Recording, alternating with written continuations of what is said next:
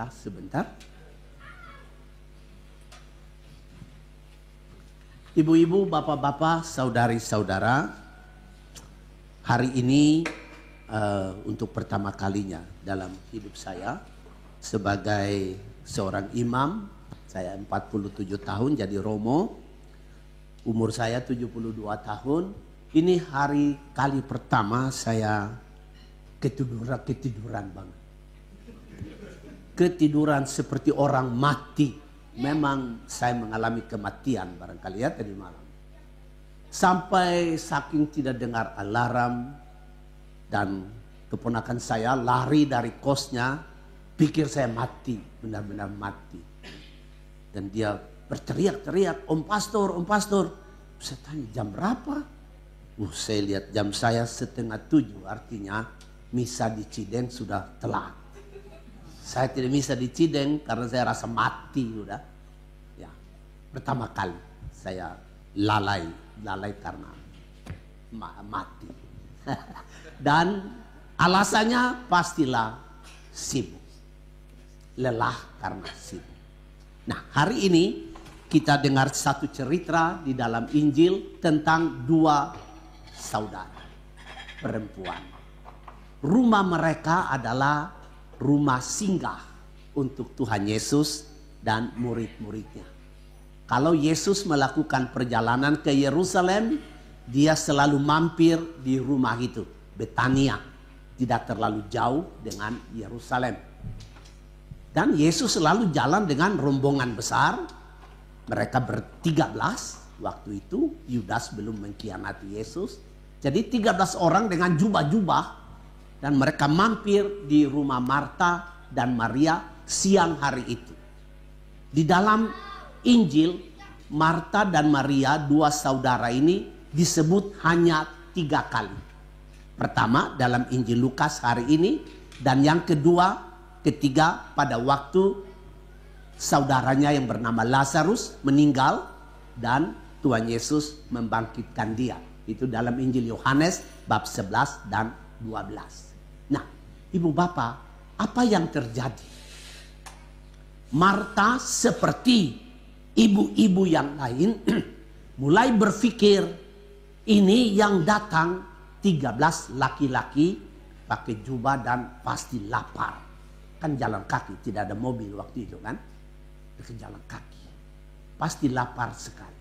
Tetapi yang datang ini itu orang gede, orang besar, orang yang terkenal, namanya termasyhur sekali, pembuat mujizat-mujizat besar. Pastilah tidak mungkin aku beri nasi goreng di warung Tegalan atau cari beberapa potong hotdog, walaupun mungkin mereknya besar, mereknya mahal, tapi tidak mungkin lah ini untuk Yesus Mesias. Masa aku kasih nasi goreng atau bakmi? Kayaknya tidak. Maka Marta itu pasti dia suruh dia punya pembantu-pembantu, ayo kamu pergi ke pasar beli daging, beli domba atau beli kambing. Nah, kamu lagi ayo potong bawang, iris cabai.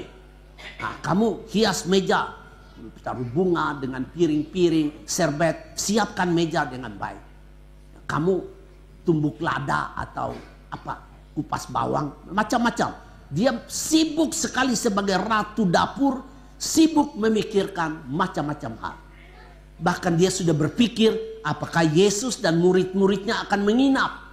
Kalau menginap berarti harus sediakan tempat tidur sebanyak 13, selimutnya juga 13, handuk apa segala macam harus disiapkan. Itu ada di dalam pikiran Marta, sehingga dia menjadi seorang ibu, ratu dapur, nyonya yang sangat sibuk. Sangat sibuk. Di mana saudaranya? Perempuan juga. Saudaranya duduk di kaki Yesus dan dia asik mendengar 13 laki-laki itu bersenda gurau dan cerita-cerita tentang pengalaman-pengalaman mereka. Yesus bicara kepada mereka, Petrus, Yohanes, Andreas, Yakobus, mereka menyela. Nah, mereka bikin lelucon-lelucon sampai rumah begitu ramai. dan Maria terpukau dengan kata-kata Yesus dan murid-muridnya itu. Dia asik mendengar ocehan-ocehan dari 13 orang berjubah itu.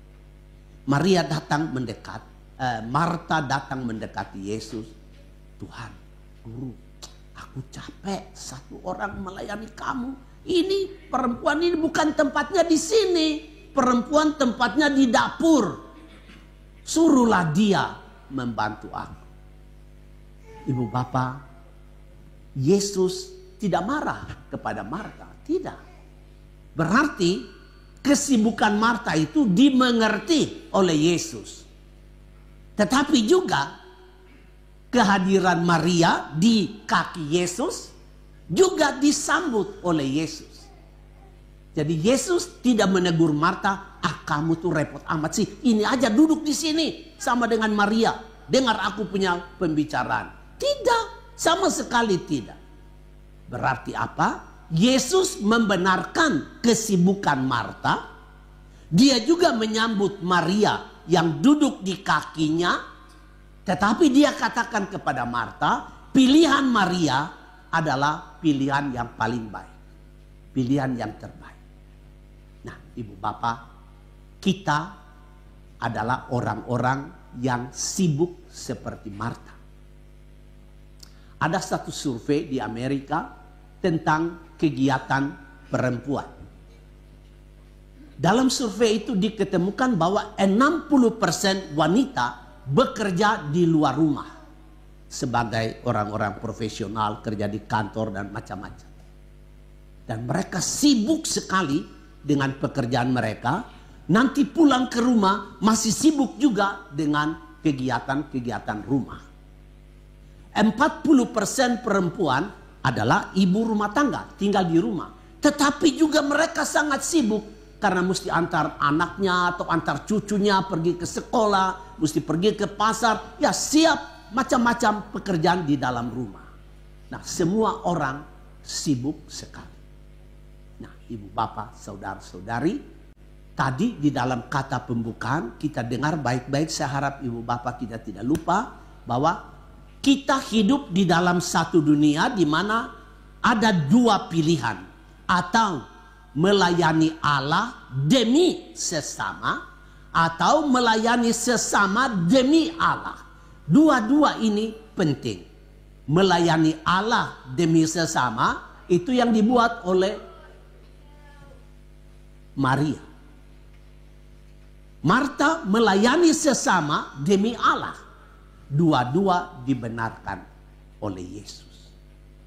Nah, tetapi Yesus mengatakan bahwa Maria memilih yang terbaik. Itu artinya apa? Artinya Yesus mau mengatakan kepada Marta, Marta, kurangilah sedikit kepadatan kesibukanmu. Ibu bapak, kita punya waktu 24 jam satu hari. Tidak ada orang yang diberi 25 jam. Tidak ada. Kita semua punya waktu 24 jam sehari. Dan karena kesibukan kita, kadang-kadang kita merasa 24 jam itu pun tidak cukup untuk mengisinya dengan segala macam kegiatan-kegiatan kita. Kadang-kadang kita dalam hati sudah janji dalam diri kita, ya hari Minggu aku mau ke gereja ya.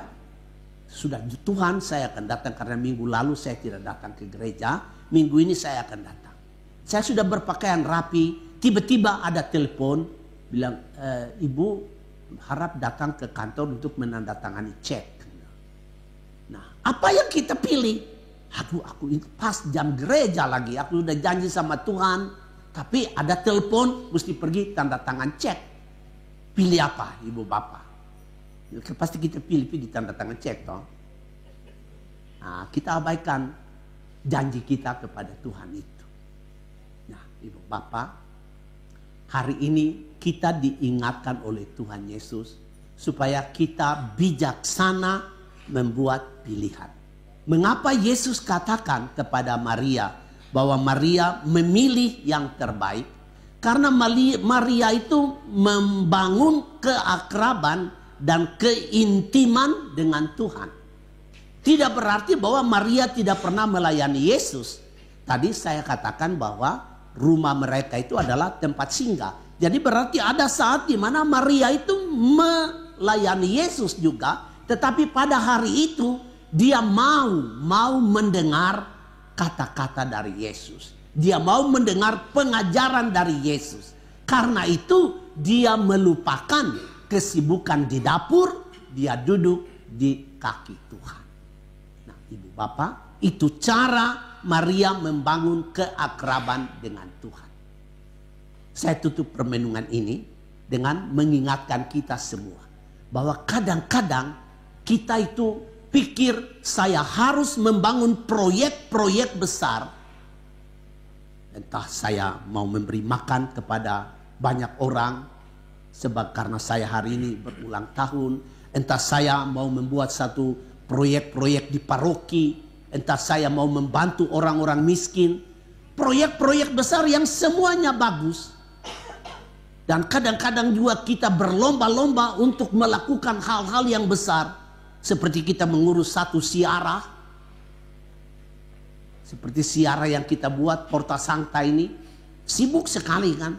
Ada ibu-ibu yang mengurus bis, ada ibu-ibu yang mengurus makanan. Kita pikir donasi-donasi kita ke tempat yang kita kunjungi. Bagaimana kita bisa bangun pagi. Nah, semuanya kita pikir ini semuanya bagus.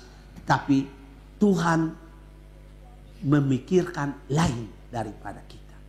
Yang Tuhan pikirkan dan dia mau kita buat adalah membangun keakraban, membangun keintiman dengan dia. Ini yang dia inginkan. Jadi percuma Ibu Bapak kita punya proyek-proyek besar yang berhasil baik. Percuma juga kita bersiara dan ramai-ramai kita mengurus segala macam, siara kita jalan dengan baik. Tetapi pertanyaannya ialah, apakah saya mengenal Tuhan dengan baik di dalam siara itu?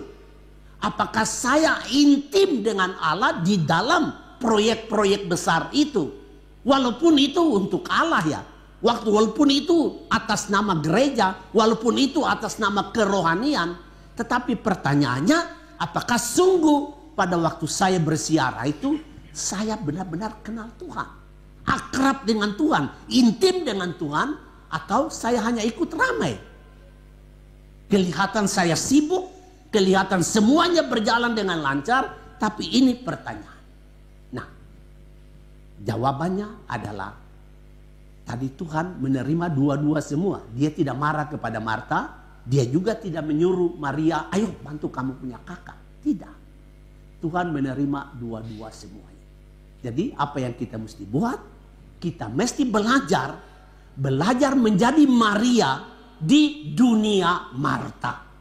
Belajar menjadi Maria yang cari waktu untuk akrab dengan Tuhan, sekalipun dia berada di dunia Marta yang sibuk dengan urusan-urusan lain. Bagaimana caranya? Bagaimana caranya supaya kita bisa menjadi Maria, membangun keakraban dengan Tuhan di dunia Marta yang sibuk dengan urusan-urusan dunia? Tuhan berkata, kita mesti belajar agar kita tidak terbelenggu. Belajar melepaskan diri dari belenggu keduniawian. Belajar melepaskan diri dari kebutuhan-kebutuhan dunia. Belajar melepaskan diri dari kesibukan-kesibukan dunia. Kepadatan kesibukan dunia itu kita mesti belajar melepaskan diri. Dan coba dengan melepaskan diri itulah kita belajar membangun keakraban dan keintiman dengan Tuhan. Amin.